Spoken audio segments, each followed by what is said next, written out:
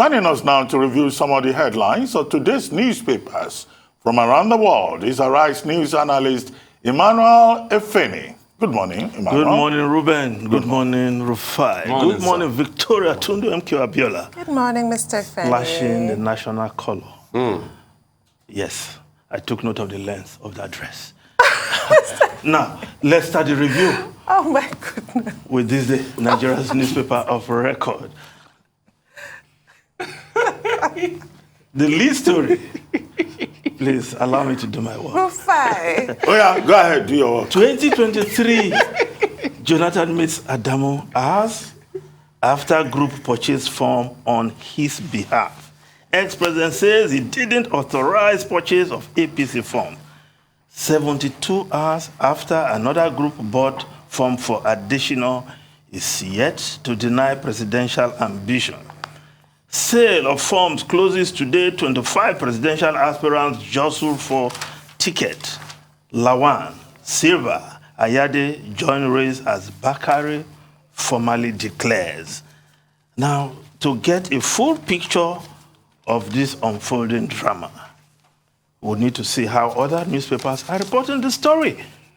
Now, the leadership newspaper, 2023 presidency, Jonathan's picture with APC chairman Adamu sparks membership controversy as ex-president rejects APC nomination form from Northern Group. Lawan Ayade Silva picks form, Bakari declares Kalu withdraws. That's Oji Kalu was ever in the race. Yes, backs Lawan. Number of APC presidential aspirants now 27. Goodluck Jonathan is not a member of APC. For him to be a member of APC, he must be registered at the polling unit and ward in Bayelsa. To the best of my knowledge, his name is not on APC register. Bayelsa APC chairman, Barrister Dennis Ochochu, making that statement. Now, Ikechukwu Eze, the president's media aide, wrote, while we appreciate the overwhelming request by a cross-section of Nigerians for Dr. Jonathan to make himself available for the 2023 presidential election, we wish to state that he has not in any way committed himself to this request. That's Ikechukwu Eze saying. Now, there's another quote here. So, Goodluck Jonathan has dumped the opposition PDP and now member of our great party, the All Progressive Congress, APC.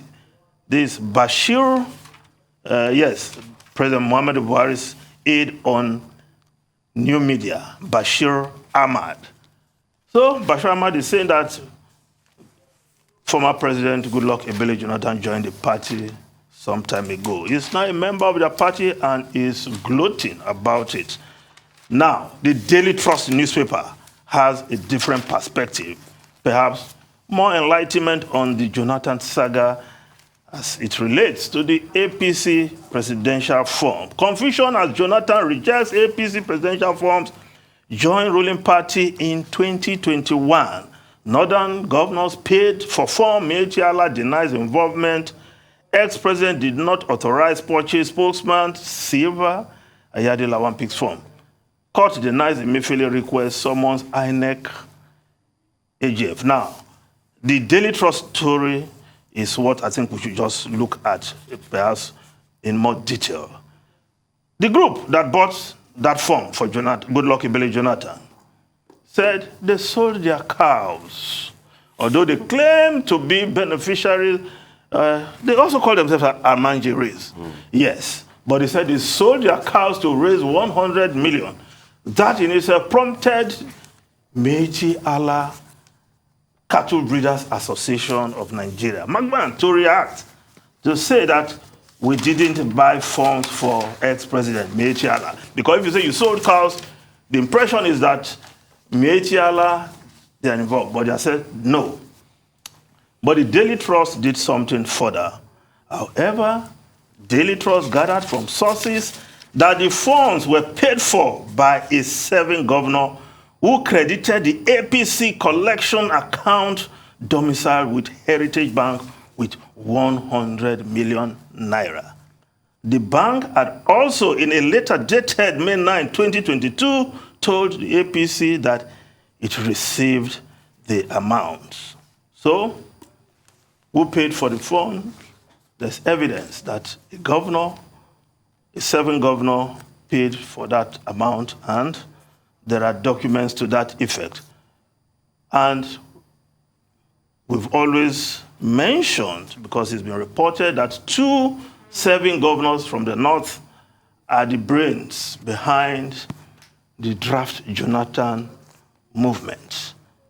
Now, as Jonathan denied, I read that statement.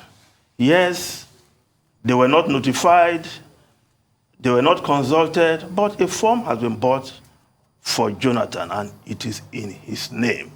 So as the sale of form ends today, he has a form. Some group also bought for Godwin Emefiele, although he would prefer to use his hard-earned money, which he has worked for the past 35 years, to buy his form. He doesn't need to spend that money anymore because a form has been procured for him. It's like on the strength of that form, he has approached the courts to say that he cannot be disqualified, or he should not be disqualified by INEC and AGF. the AGF. They were looking for ex parte motion. But the court said, no, you know what? You have to get INEC and the AGF to come and contest this position. And I think that was the right thing. It's like sneaking for an ex parte motion behind the back. The popular saying, you cannot shave a man's head in his absence. So INEC will go there and say what they have to say with their counsel, and the Attorney General will also be there. So, whether you like it or not, one way or the other, Godwin Emefiele, the governor of Central Bank, is neck deep in the presidential race. At least one leg is in the trousers, if we have to use that local illustration. So, let's just move on to other newspapers. Now, the Nation newspaper, Jonathan, I did it, authorized group to obtain form, APC form, while the story in the front page of the Daily Sun, 2023 presidency, Lawan's entry causes jitters in South. I am running to take Nigeria to higher glory. That's Ahmed Lawan, the president of the Senate. Development affirms Sunday Sun report. Yes. The Saturday Sun, yes, had reported, that's last Saturday, that Northern elders moved to draft Lawan. And truly, Lawan has picked the form. The Northern Elders Forum that have been canvassing for Northern President come 2023. They are the ones behind the Lawan project. Let's see how it pans out. Now, the other major story of the day, ASU. New Telegraph newspaper, NANS, that's the National Association of Nigerian Students, threatens to scuttle party primaries, blockage National Assembly. Says federal government has declared war on varsity students to occupy federal roads beginning today. May shut down from May 14. Well, the Daily Independent newspaper also reporting this story. Federal government has killed public universities, parents, activists, others lament. ASUP, that's the academic staff of polytechnics, academic staff union of polytechnics, yes, ASUP. They are also to embark on a nationwide strike tomorrow. Ngige, yes, Ngige, the presidential aspirant, says Labor Ministry not employer of lecturers. Where is the Minister of Education? Adamu is his name.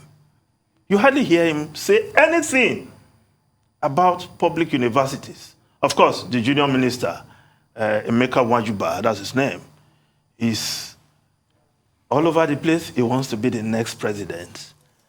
What will he tell Nigerians? Of course, I want to know his program for the educational sector when he becomes president. We should be asking these people. But this matter is something that is very serious, and the federal government seems to be treating with levity. ASU, they should just say what they are doing. They have declared total strike.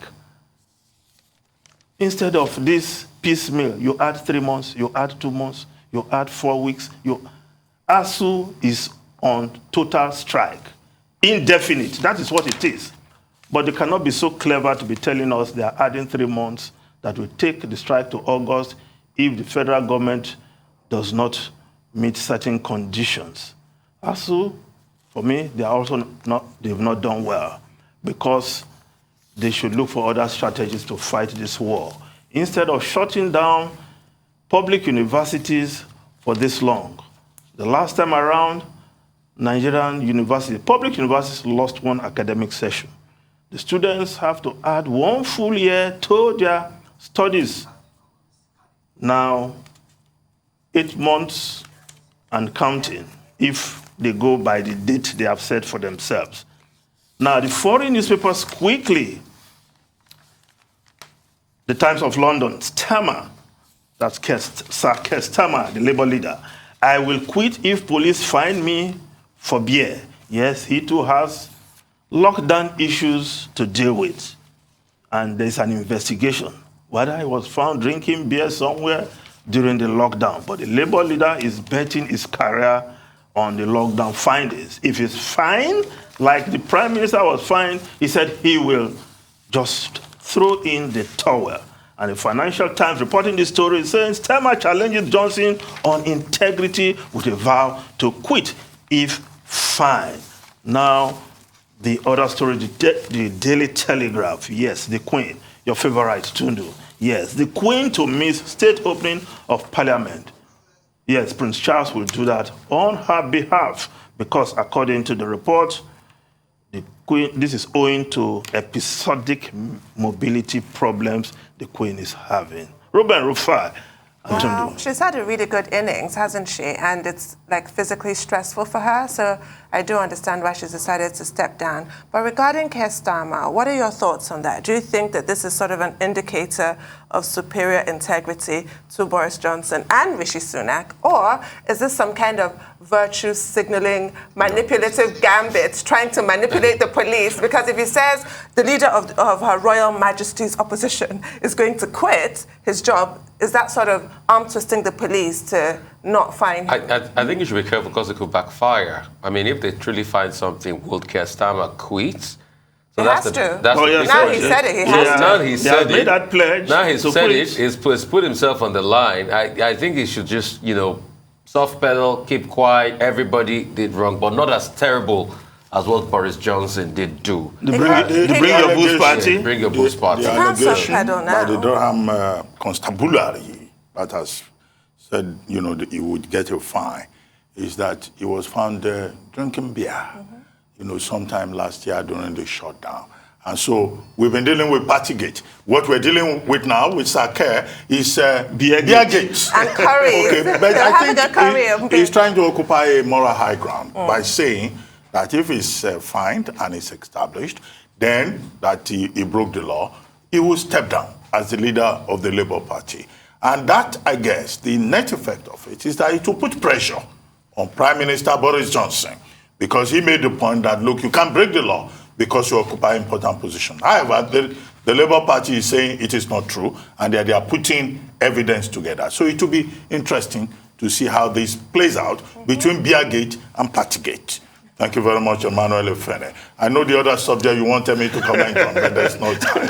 Maybe after the program. More time, there'll be more time. After the program.